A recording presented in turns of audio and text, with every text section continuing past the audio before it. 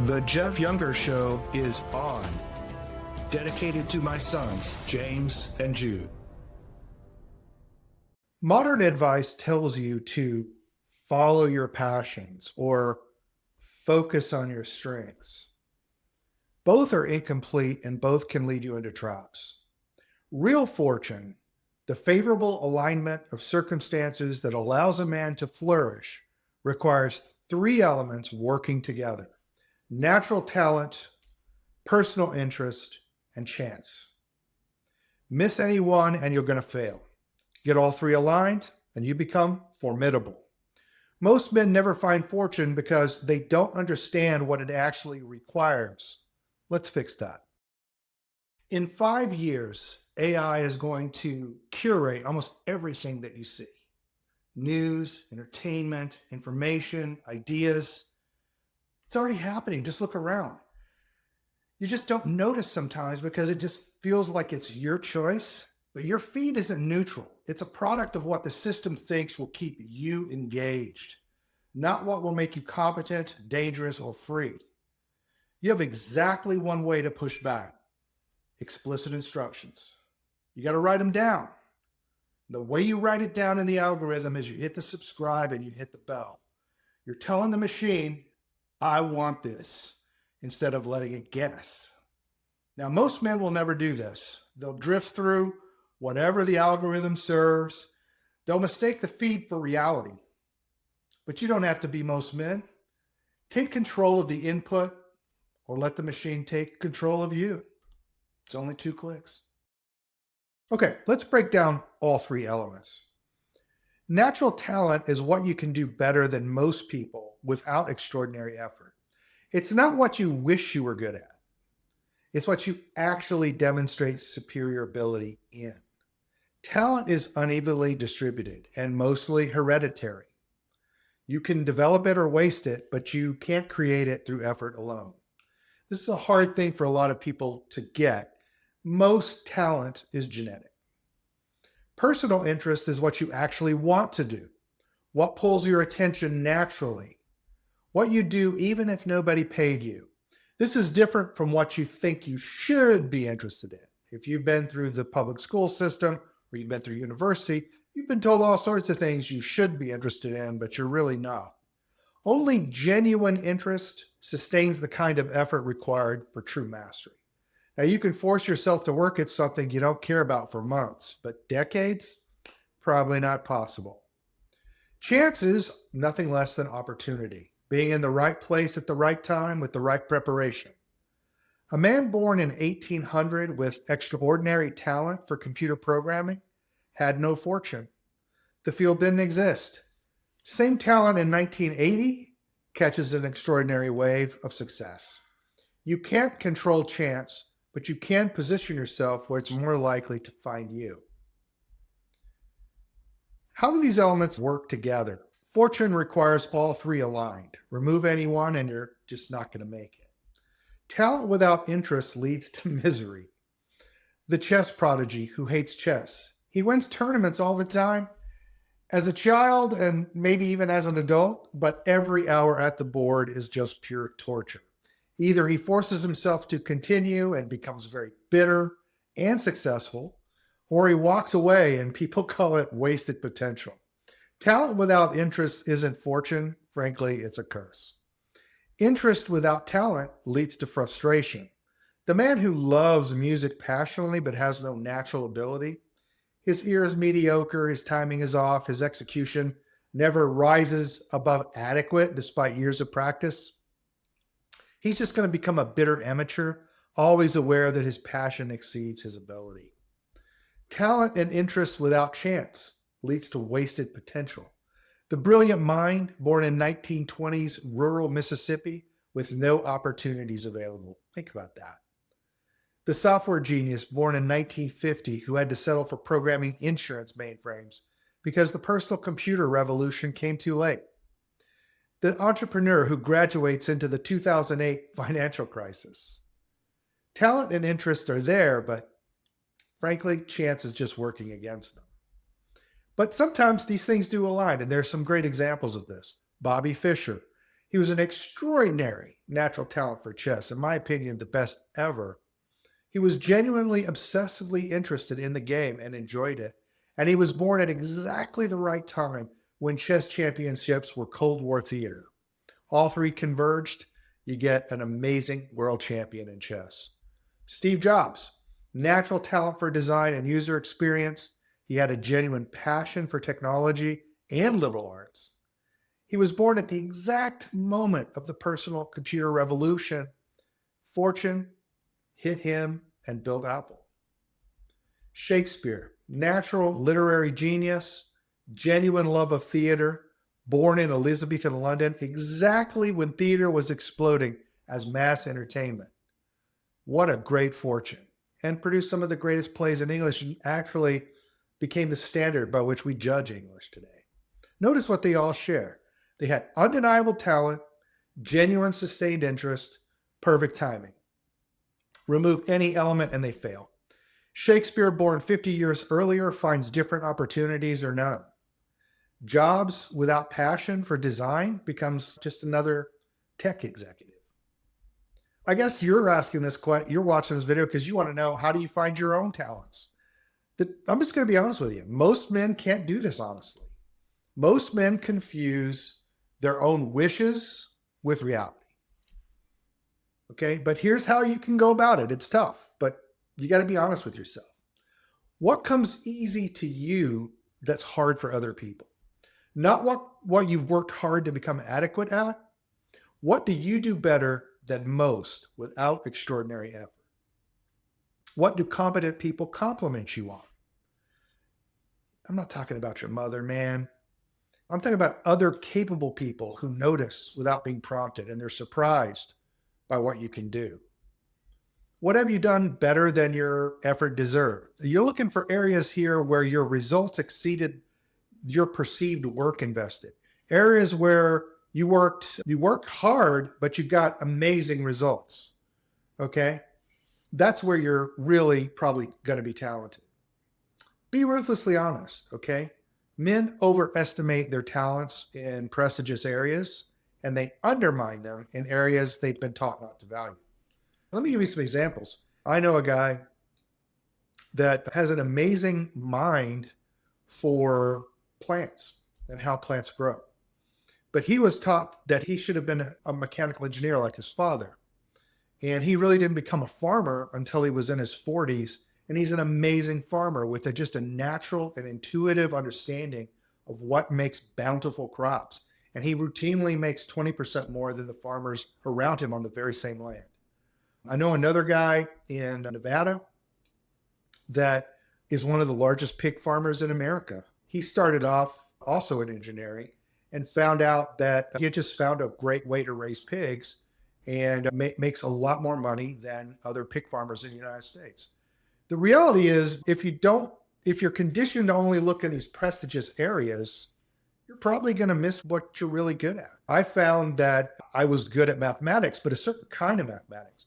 I wasn't super good at algebraic type mathematics. I wasn't good at calculus and that kind of stuff. But my physical intuitions were very good, very good. I remember being in math lectures and someone would put some math up there and they'd be talking. And I'd say, oh, okay, I can think in my own mind. That's like a half inflated rubber ball that bounces and it doesn't bounce very far because it's not fully inflated. And oh yeah, I see it's moving. So maybe it's a oiled up ball. It's like rubber with oil. So it kind of slips when it hits and does this. I can understand what you're saying. And then I go, whoa, my weird rubber ball doesn't do that. And I'd raise my hand and ask questions. And sure enough, I'd find problems all the time. I have a really good intuitive sense about physical models. And I can think in more than 3 dimensions. And I didn't realize other people can't do that. And I found I was good at that. I also found out that I was extremely good at boxing and blade combat. Like I have a real good sense and reactions to angles and things like that. It's easy for me to visualize attacks and I'm good at timing and rhythm. So I didn't know that until I was in my late 20s. You got to be, and I wasn't really interested at the time. I didn't really get into that again until my 30s. So you got to be honest with yourself, and it's really hard to do that. How do you identify genuine interest? Now, this one might even be harder than finding your talents. Boy, if there's anything people deceive themselves about, it's their interest, because most of the time we're living a kind of theatric image for other people and we pretend to be someone that we're not, and often pretend even to ourselves. But here's some ways you can get to the truth of the matter. What do you think about voluntarily? When your mind wanders, where does it go? When you're laying in bed in the morning and you're thinking about getting up and your mind wanders, what are you thinking about? If you're supposedly passionate about entrepreneurship, but you never really think about business ideas unless you're required to, you're probably lying to yourself. Follow what I'm saying? If you're really interested in something, it comes to your mind all the time. And examples of it or metaphors about it, or you conceive of it in different ways and you enjoy thinking about it. Another question you could ask is, what do you do when nobody's watching? Okay, your revealed preferences matter way more than your stated preferences. If you're by yourself and you find yourself gravitating toward MMORPGs rather than writing, well, hey man, maybe you should write MMORPGs instead of writing novels. Maybe you should program MMORPGs. Maybe you should be a level designer or something. You got to be honest with yourself by looking at what you actually do when nobody's watching, when you're not beholden to anybody else. Another way to think about it, and this is what helped me the most, is what makes you lose track of time. When you're genuinely interested in something, you get into a flow state, and then, you start doing stuff, you're fascinated, you're interested, you're having fun. And then, when you snap out of it, it's the middle of the night. You forgot to eat supper. Happened to me a lot of times when I was doing mathematics. Most men discover that their genuine interests don't match their aspirations. Let me say that again. Young men consume content endlessly today. Podcasts, videos, threads, just hours of information. And then they sit on their ass and they do nothing. They feel like they've learned something, but how do they know? They didn't do anything with it. So here's a small test for you. The smallest possible test that I could possibly give you. If this content is valuable to you, subscribe. One click, takes 2 seconds. If you can't do that, if you scroll past because you'll do it later, ask yourself, how many other small actions are you avoiding? The men who build things act on small decisions quickly. They act now. The men who drift let small decisions slide. Which one are you? Subscribe or admit something to yourself.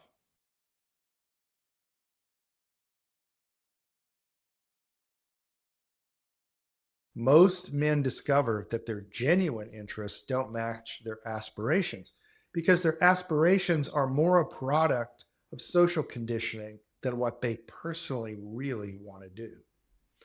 They want to be interested in prestigious things, but they're really interested in frivolous things, what people maybe said were frivolous. But remember, my friend who's a pig farmer is a rich man. I have a friend who is actually a level designer for games. He started off as a games tester and discovered he really liked design and was really good at it. He's a multimillionaire today, okay? It's better to know the truth than to waste years chasing false interests. And it's one of the easiest things to do because our education system and sometimes our parents even seem hell-bent on misleading us about this stuff.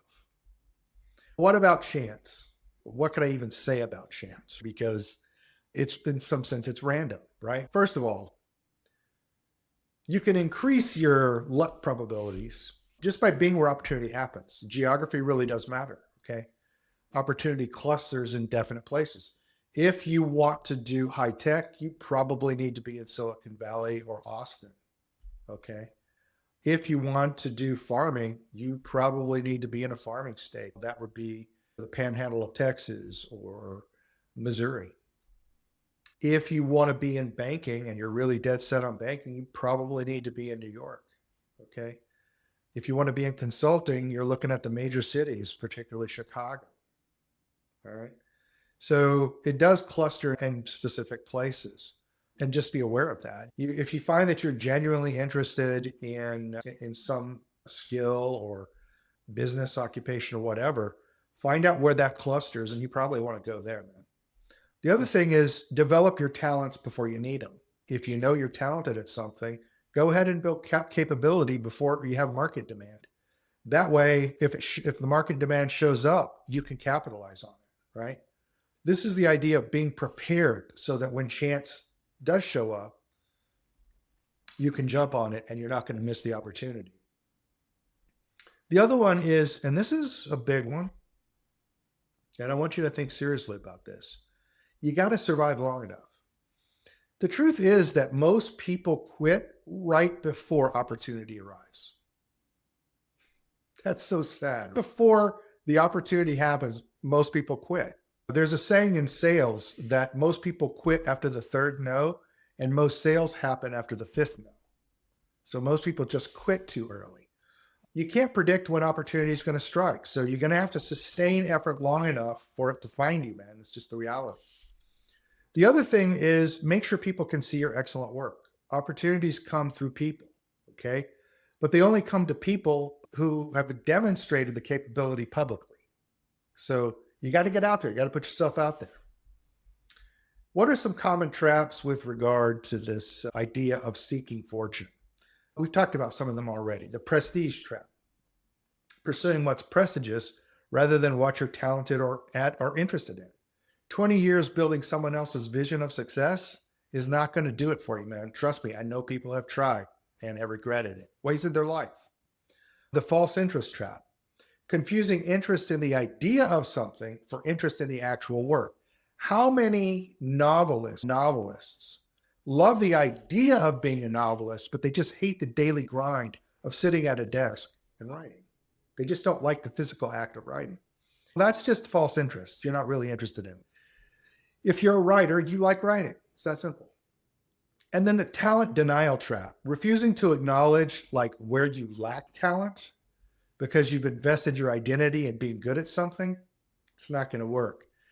At some point, man, you just have to recognize I'm not good at this and be done with it. You did your best and it's not as good. Hold your talent where it is. Keep it there, what you've earned.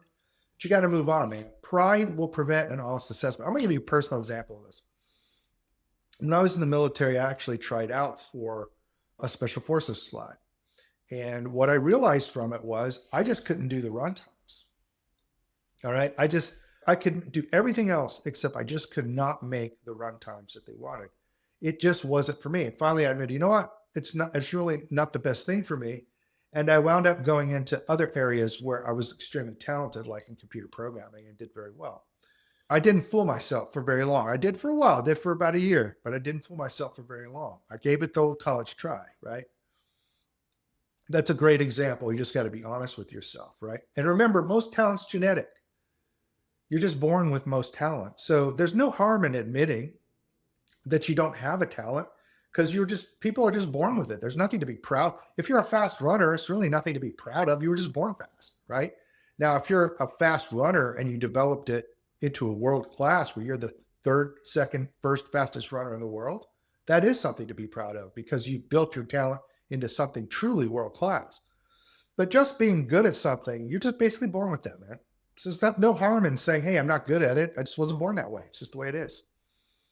The other one is the timing trap. You have the right talent, the right interests, but the wrong timing. The man who wanted to work in print journalism in 2010, that guy got crushed, right? Everything went online. So you just got to try to match your talent and interest with the age that you're living in and the circumstances that you're in. How do you know, though, when you should pivot or persist? If you notice, I've talked a lot about both. It's very simple. Just pivot if talent isn't there after sustained effort. If you go through a year of deliberate practice and you're still mediocre compared to people with less effort, then move on to something where you have natural ability. Frankly, I did this with jiu-jitsu. I found that jiu-jitsu just didn't work for me. Couldn't make sense of it. Spent a year doing it. I watched other people surpass me rapidly. And then went into Greco-Roman wrestling and found that just matched me perfectly. And I held my own. I'm talking about in my late 50s. I was holding my own with people in their 20s who were great wrestlers. I just had to pivot. I had to make a pivot. Keep persisting if talent and interests are there, but you don't have results. Again, most people quit right before the breakthrough. Don't be that guy, right? Stick with it, man.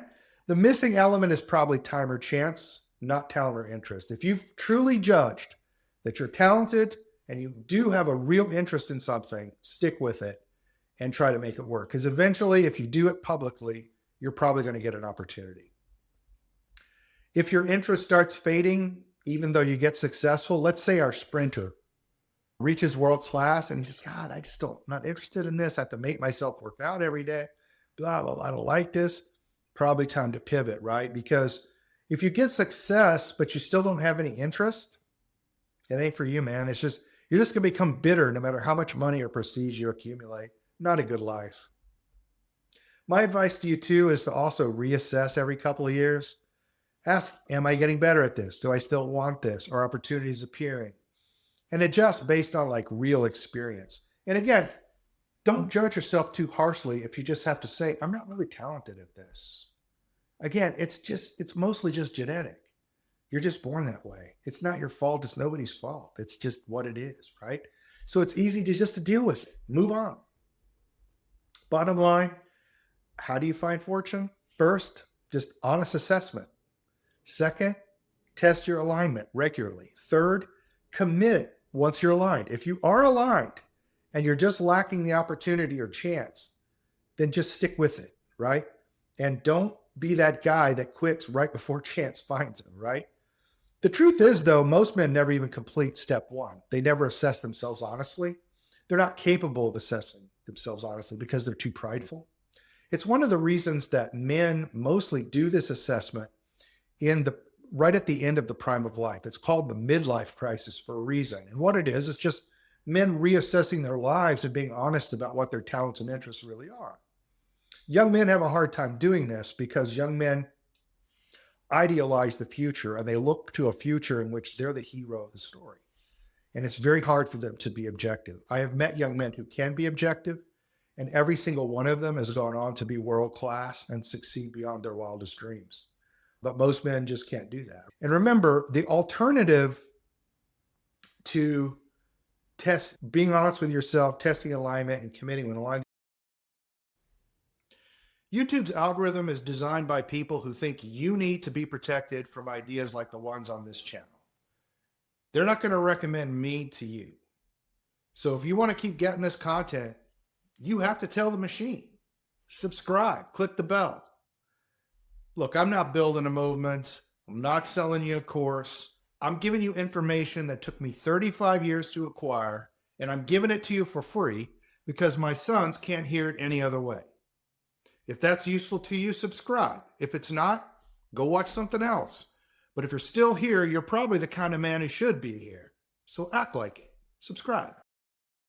The alternative is that you're going to spend your life in things you probably aren't going to be good at, and you're going to wind up being bitter. Okay? That's why this is so important, right?